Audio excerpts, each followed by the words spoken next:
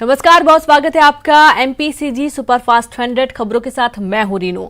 मध्य प्रदेश विधानसभा उपचुनाव कांग्रेस ने जारी की 15 सीटों के लिए उम्मीदवारों की लिस्ट। न्यूज 18 की खबर पर मुहर लगी है, जहां 15 सीटों पर कांग्रेस ने उम्मीदवार घोषित किए हैं। न्यूज 18 ने सबसे पहले बताया था कांग्रेस के 15 सीटों पर सिंगल नाम तय होने की खबर। मध्य प्रदेश में उपचुनाव दिमनी से रविंद्र सिंह तोमर, अंबाह से सत्य प्रकाश सखवार, गोहद से मेवाराम जाटव, ग्वालियर से सुनील शर्मा, डबरा से सुरेश राजे, भांडेर से फूल सिंह बरैया, ककेरा से प्राज्ञ लाल जाटव, बमोरी से कन्हैया लाल अग्रवाल, अशोकनगर से आशा दोहरे, अनूपपुर से विश्वनाथ सिंह की कुंजाम, सांची से मदन लाल चौधरी अहिरवार, आगर से विपिन वानखेड़े, हट्टीपली से राजवीर सिंह बघेल, नेपानगर से रामकिशन पटेल, सांवेर से प्रेमचंद गुड्डू का नाम शामिल है। तो इस तरीके से कांग्रेस ने उम्मीदवार घोषित किए हैं।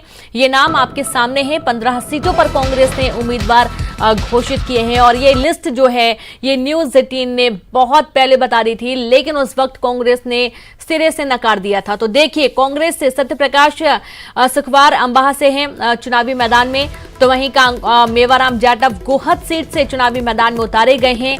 आगर से विपिन वानखेड़े को लिया गया है और साथ ही इसके बाद बात करेंगे भांडेर सीट की, जहां से फूल सिंह बरैया जो कि राज्यसभा सांसद के चुनाव के वक्त भी चुनावी मैदान में थे। ग्वालियर से सुनील शर्मा का नाम घोषित किया गया है और ग्वालियर बहुत अहम सीट है। तो वहीं ग्वालियर के बाद अन्य सीटों पर भी, जैसे कि करेरा की बात करेंगे, प्राज्ञ लाल जाटव का नाम चुनावी मैदान में ये ताल ठोकेंगे। बमोरी से कन्हैया लाल अग्रवाल का नाम चयनित है, काफी अनुभवी नेता हैं। अशोकनगर से आशा दोहरे को टिकट दिया गया है। सारे जो समीकरण है वो पूरे यहाँ पर सेट किए गए हैं। अनूपपुर से विश्वनाथ सिंह कुंजाम का नाम लिया गया है और साथ ही इसके बाद बात करेंगे सांची की, मदन लाल चौधरी अहिरवार को टिकट दिया गया है। नेपानगर से रामकिशन पटेल चुनावी मैदान में उतारे गए हैं और जैसा कि आप नाम देख पा रहे होंगे, डबरा से सुरेश राजे चुनावी मैदान में हैं। यहां से एक बात तय है कि कांग्रेस ने बहुत सोच समझकर हाटपिपलिया से राजवीर सिंह बघेल को चुनावी मैदान में उतारा है और इस तरीके से कांग्रेस के 15 नाम सामने आ चुके हैं। 15 सीटों के उम्मीदवार घोषित हो चुके हैं और ये जो 15 सीटें तय की गई हैं, 15 उम्मीदवार तय किए गए हैं, सारे समीकरण के बीच में सामंजस्य बैठाते हुए इन सभी का नाम तय किया गया है। चाहे वो जातिगत समीकरण की बात की जाए, चाहे वो क्षेत्रीय समीकरण की बात की जाए, चाहे वो जनता के बीच में कितना प्रभाव डाल सकते हैं इसकी बात की जाए। और जैसा कि आपको बार बार बताया जा रहा है, कांग्रेस ने बंद कमरे में बैठकर ये नाम तय नहीं किए हैं। कांग्रेस ने जनता के बीच में जाकर उनकी पसंद पूछकर उनको किस पर ज्यादा भरोसा होगा, ये सारी बातों का जो निष्कर्ष निकला था उसके बाद ही ये नाम तय हुए हैं। और जैसा कि आप देख पा रहे होंगे, पिछले कुछ दिनों से कांग्रेस काफी शांत मोड पे है, लेकिन ऐसा नहीं है कि कांग्रेस अंदर ही अंदर पूरी तैयारी नहीं कर रही है। बहुत गजब की कूटनीति रणनीति बनाई जा रही है और इसके बाद इसका एक ये पहला जो उदाहरण है ये है कि अभी चुनावों की तारीखों का ऐलान हुआ नहीं है, लेकिन कांग्रेस ने अपने उम्मीदवारों के ऐलान करना शुरू कर दिया है और दूसरी लिस्ट जल्दी जारी होगी, ऐसा भी कहा जा रहा है। पूर्व सीएम कमलनाथ लगातार दिल्ली में हैं और सोनिया गांधी से मुलाकात के बाद, चर्चा के बाद ही ये सारे नाम सामने आए हैं। तो पहले न्यूज 18 ने इस खबर को दिखाया था, लेकिन उस वक्त इसे कांग्रेस ने नकार दिया था, लेकिन एक बार फिर से न्यूज 18 की खबर पर मुहर लगी है। और संवाददाता अनुराग जुड़ गए हैं। अनुराग, जिस तरीके से अब सियासत है, अब यहाँ पर जब हमारी बात हो रही थी भूपेंद्र गुप्ता से, तो उनका ये कहना था कि उम्मीदवारों के ऐलान के बाद से आप देखिए कि बीजेपी के चेहरे का रंग बदल गया है। अब रंग बदला है कि नहीं बदला, लेकिन हाँ, एक बार सोच में जरूर पड़ गई होगी कि कांग्रेस ने तो जल्दी से नाम कैसे ऐलान कर दिए। बिल्कुल रीनू, देखिए, एक तो सबसे बड़ी बात है कि कांग्रेस पार्टी की तरफ से भी इस तरह की जानकारी आई थी कि जब चुनाव की तारीखों का ऐलान होगा उसी के साथ पार्टी अपने उम्मीदवारों के नाम का ऐलान कर देगी। लेकिन ये बात हर उस सीट से निकल कर आ रही थी जहां पर उपचुनाव है, वहां से मांग उठ रही थी कि जल्द से जल्द उम्मीदवारों के नाम का ऐलान कर दिया जाए, तो पर्याप्त समय चुनाव प्रचार करने के लिए मिल जाता है, जनता के बीच पेट बनाने के लिए मिल जाता है। और इसके अलावा यदि कहीं कोई असंतोष होता है तो उसको थामने की भी कवायद पूरी कर ली जाती है, क्योंकि कांग्रेस के सामने मुश्किल इस बात को लेकर है कि बीजेपी के लगभग 25 सीटों पर उम्मीदवार तय हैं। पुराने चेहरों के सहारे ही बीजेपी जो है चुनाव मैदान में उतरने जा रही है। तो ऐसे में कांग्रेस के सामने इस बात को लेकर समस्या थी कि उनके चेहरे अभी तक घोषित नहीं हुए थे। तो बीजेपी के मुकाबले कांग्रेस ने भी अब अपने उम्मीदवारों को घोषित कर दिया है। बीजेपी ने हालांकि अभी तक नाम घोषित नहीं किए, लेकिन ये लगभग तय है कि पुराने जो चेहरे थे कांग्रेस छोड़कर जो बीजेपी में शामिल हुए वो ही इस बार उपचुनाव में बीजेपी का चेहरा होंगे। तो ऐसे में अब उन चेहरों को टक्कर देने के लिए कांग्रेस ने अपनी पहली सूची जारी कर दी है। जिस तरीके से हमने भी बताया था कि कांग्रेस ने सिंगल जो नाम तय किए हैं वो 15 सीटें हैं और उन्हीं 15 सीटों पर कांग्रेस ने आज अपनी सूची जारी कर दी है। सबसे महत्वपूर्ण बात है कि इसमें एक या दो नाम को छोड़ दिया जाए तो बाकी सीटों पर वो ही पुराने चेहरे हैं जो लंबे समय से चुनाव लड़ते आ रहे हैं, राजनीति से उनका नाता रहा है और उन्हीं चेहरों पर पार्टी ने दांव लगाने का काम किया है। तो कुल मिलाकर कांग्रेस की पहली सूची जारी हो गई है, जिसमें ग्वालियर चंबल के अलावा मालवा निमाड़ की भी सीटें शामिल हैं। इसके अलावा अनूपपुर की सीट भी शामिल है, जहां पर बिसाऊ लाल सिंह के मुकाबले कांग्रेस ने अपना उम्मीदवार घोषित किया है। तो कुल मिलाकर उन सीटों को फिलहाल कांग्रेस पार्टी ने होल्ड किया है जहां पर थोड़ा सा विवाद के हालात हैं। वो मेगांव उनमें से एक सीट है और बाकी तमाम दूसरी सीटें हैं, क्योंकि हमने पहले भी बताया था कि कई सीटें ऐसी हैं जहां पर 2 नामों का पैनल तैयार हुआ है, जबकि 7 सीटें ऐसी हैं जहां पर 3 से 4 नामों का पैनल तैयार है। तो उन सीटों को फिलहाल होल्ड किया गया है, लेकिन खबर इसी बात को लेकर है कि जल्द से जल्द कांग्रेस पार्टी अपनी दूसरी सूची भी जारी कर देगी। जी बिल्कुल। अनुराग, अक्सर ये देखा जाता है कि जब इस सत्ता परिवर्तन की बात आगे आती है तो उस वक्त खैर अभी तो विधायकों के हाथ में था, लेकिन जब चुनाव होगा तो असली जो पकड़ होगी वो जनता के माध्यम से ही होगी कि आखिरकार जनता किसे मुख्यमंत्री के रूप में देखना चाहती है। ये जो सारी चीजें चली पिछले कुछ महीनों में, उसके बाद जनता का कैसा रुख है? चूंकि आप बहुत ज्यादा जमीन पर रहते हैं तो जनता का रुख भी रहता है। प्रमुख क्या ऐसे वो मुद्दे हैं जिनको जनता ध्यान रखेगी और वोट करेगी, और कांग्रेस के हाथ में ऐसे कौन कौन से मुद्दे हैं जिनको लेकर अब जमीन तैयार करनी है इन 15 उम्मीदवारों को?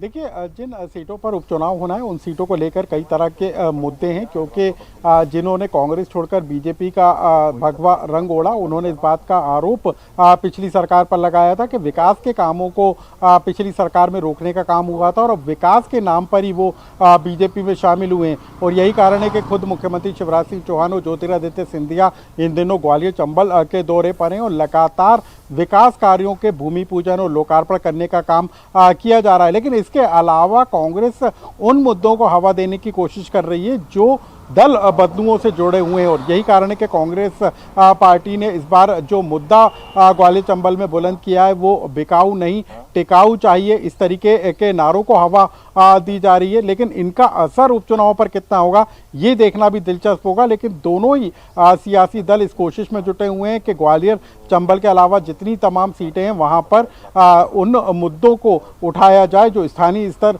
के मुद्दे हैं। और यही कारण है कि चंबल एक्सप्रेस वे बनाए जाने का ऐलान सरकार ने किया है। और इसके अलावा भी कई तरह के मुद्दे हैं जो इस बार उपचुनाव में सुनाई दे सकते हैं, लेकिन उनसे ज़्यादा बड़े मुद्दे दल बदलने वाला होगा, क्योंकि कांग्रेस इसको हवा देने का काम कर रही है। चलिए बिल्कुल अनुराग, आप लगातार बने रहें। यहाँ पर एक छोटा सा ब्रेक लेंगे, जल्द हाजिर होंगे। ब्रेक के बाद एक बार फिर से आप सभी का स्वागत है। जैसा कि चुनावी मैदान में 15 उम्मीदवार तय कर दिए गए हैं, कांग्रेस ने 15 उम्मीदवार तय कर दिए हैं। मध्य प्रदेश विधानसभा उपचुनाव में कांग्रेस ने 15 उम्मीदवारों की लिस्ट जारी की है।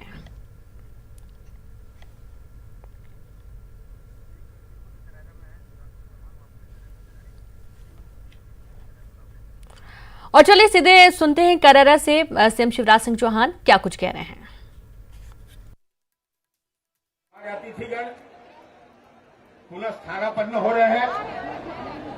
स्वागत की भारतीय परंपरा के अनुरूप अतिथि देवो भव इस अवधारणा को पूर्ण करने के लिए अपने अतिथियों का हम स्वागत करेंगे। और अब यह मंच मैं अपने साथी श्री हेमंत शर्मा को सौंपता हूं। कृपया आगे के कार्यक्रम को संचालित करें। बहुत बहुत धन्यवाद आदरणीय सुब्रत भाई साहब। मैं स्वागत के लिए आमंत्रित कर रहा हूं भारतीय जनता पार्टी मध्य प्रदेश के हमारे महामंत्री आदरणीय श्री रणवीर सिंह जी रावत जी को, वो हमारे मध्य प्रदेश के यशस्वी मुख्यमंत्री माननीय शिवराज सिंह जी चौहान जी का पुष्पगुच्छ भेंट कर उनका स्वागत करें। सम्मानीय जसवंत यादव जी से आग्रह करूंगा कि वो हमारे माननीय केंद्रीय मंत्री श्री नरेंद्र सिंह जी तोमर जी का पुष्पगुच्छ भेंट कर उनका स्वागत करें।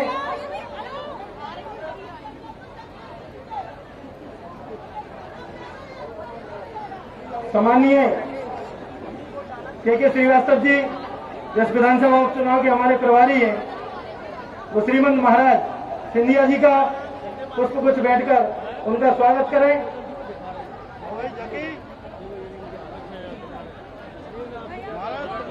मैं सम्मानीय जसवंत जी भाई साहब से आग्रह करूंगा कि वो हमारे तीनों मंचासीन अतिथियों को भगवा पट्टिका जो हमारी पहचान है वो बैठकर सभी का स्वागत करें।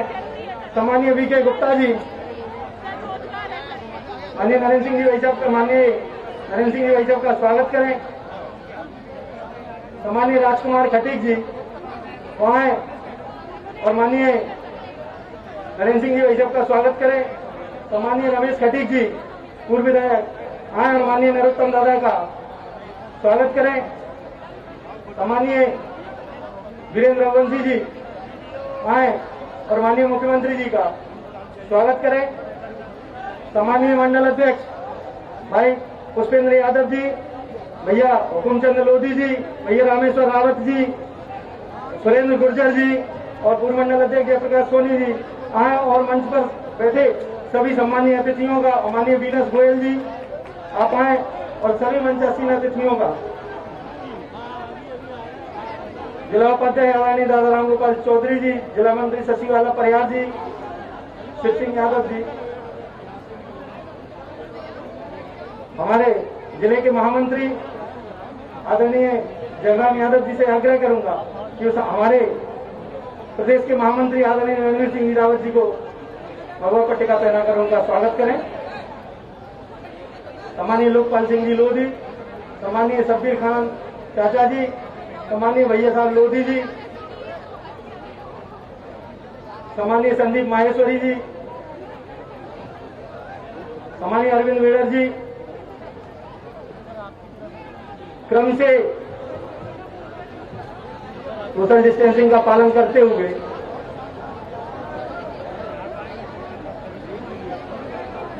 मंच की गरिमा बनाए रखें। हमारे देश का वरिष्ठ नेतृत्व हम सबके बीच है, आज करोड़ों की सौगात लेकर। तो कार्यक्रम पर लगातार नजर बनी रहेगी और यहाँ पर एक बड़ी खबर शुरू करेंगे। रायपुर से खबर है जहां पर स्वास्थ्य मंत्री ने किया कोविड सेंटर का निरीक्षण। बेड की संख्या और व्यवस्थाओं को उन्होंने जायजा लिया है। स्वास्थ्य मंत्री का दावा, बेड की कोई कमी नहीं है, ऑक्सीजन और बढ़ाने की भी व्यवस्थाएं की जा रही हैं। जल्द ही आयुर्वेदिक कॉलेज में भी ऑक्सीजन की व्यवस्था करने की तैयारी की जा रही है। तो जिस तरीके से कहा जा रहा है कि बेड की कमी है, लगातार कोरोना के मामले बढ़ रहे हैं, ऑक्सीजन की कमी हो रही है, तो वहीं स्वास्थ्य मंत्री टीएस सिंहदेव ने कोविड सेंटर्स का जो निरीक्षण किया और उसके बाद उन्होंने साफ तौर पर कहा कि बेड की संख्या और व्यवस्थाओं का जायजा लेते हुए कि बेड की कोई कमी नहीं है और बल्कि मजबूत किया जा रहा है और बेड लगाए जाएंगे। ऑक्सीजन और बढ़ाने की भी व्यवस्थाएं स्वास्थ्य विभाग कर रहा है। जल्द ही आयुर्वेदिक कॉलेज में भी ऑक्सीजन की व्यवस्था करने की तैयारी होगी। तो छत्तीसगढ़ में लगातार कोरोना मामले सामने आ रहे हैं और बड़ी संख्या में कोरोना के कुल केसेस देखे जा रहे हैं। 24 घंटे में लगातार सैकड़ों की संख्या में मामले सामने आ रहे हैं। मौत का आंकड़ा भी बढ़ रहा है और उसके विपरीत रिकवरी रेट बहुत कम होता जा रहा है, जिसके बाद कहीं ना कहीं ये तमाम सवाल उठ रहे थे कि इलाज नहीं मिल पा रहा है लोगों को, बेड की कमी है, ऑक्सीजन की कमी है और इस वजह से मौत का आंकड़ा बढ़ रहा है। तो वहीं टीएस सिंहदेव ने जायजा लिया कोविड सेंटर का और तमाम व्यवस्थाएं देखी।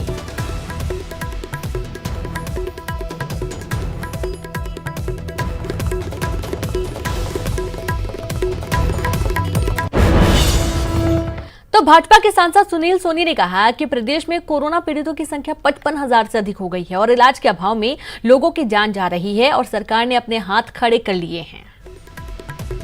एक तरफ जिसके पास में पैसा है वो भी इलाज नहीं करा पा रहा है, क्यों कहीं प्राइवेट हॉस्पिटल में जाए वहाँ भी फुल हो चुके हैं, और जिसके पास में पैसा नहीं है उसका कोई भगवान ही मालिक है, और सरकार को कोई लेना देना नहीं। आज 3 दिन से वेंटिलेटर के लिए लोग तड़फ रहे हैं घर के अंदर में, और पूरा परिवार रो रहा है, लेकिन वेंटिलेटर की कोई व्यवस्था नहीं है। व्यवस्था करें, भगवान के लिए व्यवस्था करें, क्योंकि अब असहनीय हो गया है।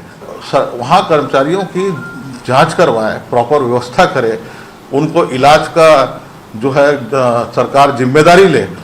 और आज तो स्थिति ये हो गई है, आयुष्मान कार्ड है, 5 लाख रुपए का इलाज प्रधानमंत्री जी ने तय किया, बंद हो गया, स्मार्ट कार्ड बंद हो गया, तो क्या करेगा? बेमेतरा जिले में 13 से 20 सितंबर तक फिर लॉकडाउन। जिले के सभी नगरीय क्षेत्रों में होगा लॉकडाउन। जरूरी सामानों के लिए सुबह 7 से 11 बजे तक खुले रहेंगी दुकानें। शासकीय कार्यालय और थाना भी रहेंगे लोगों के लिए बंद। शराब दुकान को लेकर कोई जिक्र नहीं किया गया है। कोरोना के बढ़ते मामलों को लेकर ये बड़ा फैसला लिया गया है। तो एक बार फिर से बेमेतरा से 13 से 20 तारीख तक लॉकडाउन किया जाएगा। जिले के सभी नगरीय क्षेत्रों में लॉकडाउन रहेगा। जहां पर सबसे ज्यादा कोविड के मामले सामने आ रहे हैं वहां पर ये लॉकडाउन हो रहा है। जरूरी चीजों के अलावा सारी चीजें बंद रहेंगी। शासकीय कार्यालय और थाना भी बंद रहेंगे। और साथ ही कोरोना के बढ़ते मामलों को लेकर ये बड़ा फैसला लिया गया है। शराब की दुकान को लेकर कोई प्रतिक्रिया नहीं दी गई है। तो 13 से 20 सितंबर तक लॉकडाउन किया जाएगा। सभी नगरीय क्षेत्रों में लॉकडाउन होगा। जिले के जरूरी सामानों के लिए सुबह 7 बजे से लेकर 11 बजे तक दुकानें खुली रहेंगी। सुकमा में नक्सलियों ने 2 परिवार को गांव छोड़ने का फरमान जारी कर दिया है, जिसके बाद पाला मड़गू गांव के दोनों परिवार के लोग मदद के लिए पोलमपल्ली थाने पहुंचे। ग्रामीणों ने बताया कि उनके परिवार से एक युवक पुलिस में भर्ती है, जिसके कारण नक्सलियों ने गांव छोड़ने की धमकी दी और इस कारण हमारा परिवार गांव छोड़कर पोलमपल्ली पहुंचे हैं। यहां पर प्रशासन ने रुकने की व्यवस्था की है।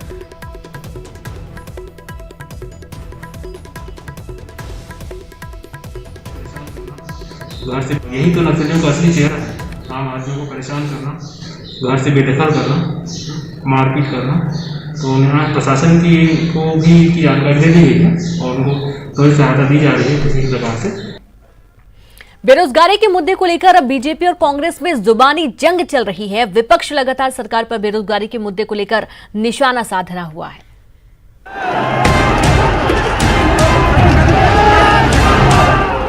छत्तीसगढ़ में कांग्रेस ने सत्ता में आने के लिए बेरोजगारी को बड़ा मुद्दा बनाया था और इन्हीं मुद्दों के सहारे सत्ता पर काबिज हुई।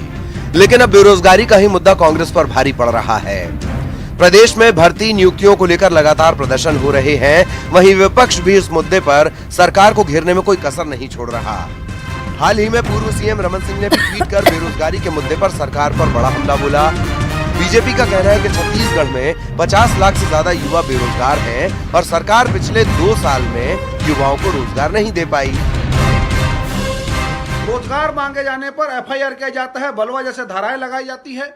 ये सरकार का तानाशाही रवैया है। विधानसभा चुनाव के पहले घूम घूम कर 25 लाख पंजीकृत और 25 लाख अपंजीकृत बेरोजगारों की संख्या, मतलब कुल 50 लाख बेरोजगार इस प्रदेश में है, ये आंकड़ा सरकार ही पेश करती थी। और अब ये 2 सालों में कितने लोगों को रोजगार दिया है, इस बात को सरकार बताए।